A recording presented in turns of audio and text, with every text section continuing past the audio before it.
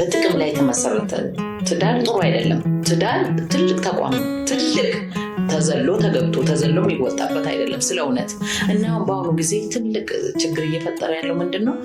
ማን ነው? ምንድነው? እንዴት ነው ሳይሆን ምን አለው? ምን አላት? ገንዘብ፣ ጥቅም ጥሩ አይደለም። ጥቅም ላይ የተመሰረተ ፍቅር አሸዋ ላይ የቆመ የተመሰረተ ቤት መሰረት የሌለው ነው የሚሆነው። ስለዚህ አብሮ ለፍቶ ደክሞ የሚገኘው ይጣፍጣል፣ ጥሩ ነው። አንዳንድ ሴቶች ሲናገሩ ወይም አንዳንድ ወንዶች ፍቅር እራት ይሆናል፣ ፍቅር ምሳ ይሆናል፣ ፍቅር ልብስ ይሆናል።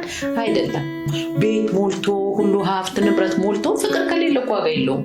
በእኛ ጊዜ ጥቅም አናስቀድም። ስለ እውነት ፍቅርን ነው የምናስቀድመው። ፍቅርን በቃ አንድ ዳቦ ካለሽ ለሁለት በያለሽ፣ እንጀራ ተጋግሮ አንድ እንጀራ ብቻ መሶብ ላይ ካለ እሱ ቢበላ ወንድ ነው እሱ ብለሽ አንቺ ሆነ ነገር ሰርተሽ ትበያለሽ።